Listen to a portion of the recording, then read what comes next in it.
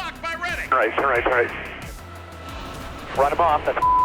Screw this guy. Do what you got to do. He will get penalized. Tyler Reddick. By 2. Bring it back to the bricks here, bud.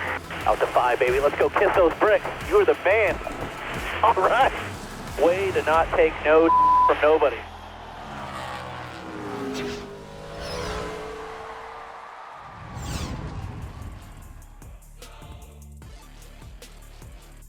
Hey race fans, welcome to the preview show delivered by DoorDash. I'm Kim Coon alongside Alan Cavanna in Studio 3. And speaking of 3, there are only 3 regular season races left until the playoffs kick off.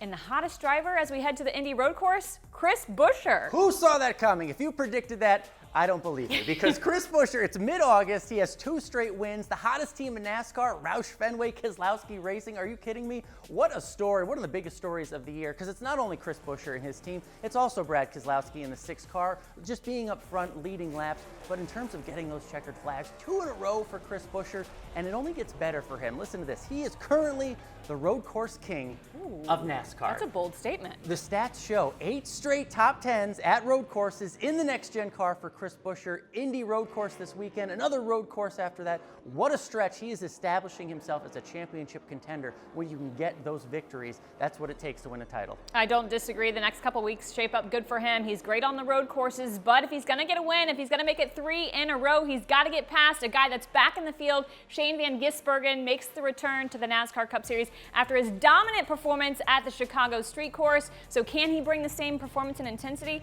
I say yes, but there's one difference. Chicago, it was new for everyone. The Indy road course, the Cup Series regulars, they've got a couple years experience on Shane, but I think if he gets comfortable, he absolutely becomes a threat, becomes a weapon. And you think back to Chicago, post-race, he said he left stuff on the table, if that's possible. That's scary, because I think the field underestimated him in Chicago. Maybe the unknown. Well, guess what? Everybody knows who SVG is now. A little different. Everyone has experience at Indy. There'll be more double file restarts. Remember, it was only single file restarts in Chicago, so it'll be a little harder for SVG. I don't think he has as much of an advantage as he did in Chicago, but I still think he's a top 10 car, the 91 car, a ton of speed, and you can't deny the talent of him and the rest of the guys in the field. It's a stacked field. Yeah, and speaking of SVG, he's not the only international player in the field this weekend. Brody Kostecki is joining RCR. Kobayashi, 2311 Racing, Jensen Button's in the field. Now we're hearing Mike Rockenfeller also coming to the Cup Series this weekend, so it's going to be a hard one to get to victory lane. It's going to be so tough. I mean, it's already hard week to week, and then you add all this international talent. Think about the Cup regulars still on the bubble, still trying to make that playoff spot, because there's a lot of good talent there. You think Daniel Suarez on the bubble, previous winner at a road course race. Ty Gibbs has won at road courses before in NASCAR. Michael McDowell's so good at road courses. All these drivers need victories, and now they have to go up against this international field as well as all the regular Cup Series drivers who all they have to worry about is going for the wins, the Truexes, the Reddicks of the world. It's going to be so tough on Sunday. It just gets tougher as we get closer to the playoffs. Yeah, the field very deep for this weekend, but if an international player wins, that could be to the advantage of maybe a guy that doesn't think he can make it to victory lane, because it takes a win away from a regular season guy, leaves more spots open to get in on points, so it should definitely be interesting. But as we talk points, not looking good for the Chase Elliott fans. It's our Chase tracker, our Chase watch. He was looking really good coming into Michigan weekend after his performance at Richmond. Now it seems like he is in this must-win situation. Oh yeah, the Chase tracker shows him 55 points out with 3 races to go. And we know his past at road courses. We know he has the skill.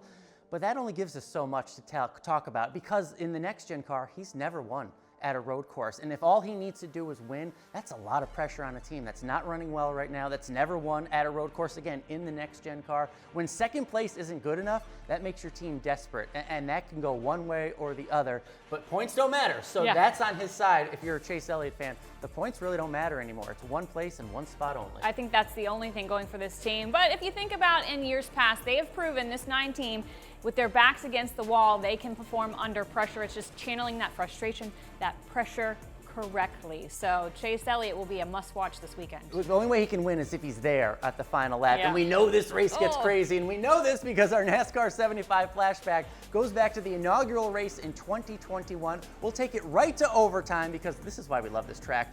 Denny Hamlin, rookie Chase Briscoe on the front row. Briscoe gets shoved into the grass, but then comes back onto the track. That's a penalty. But before he can serve the penalty, he bumps Hamlin out of the way. total chaos behind him, and it opens the door for AJ Allmendinger to drive away and get the Indy win.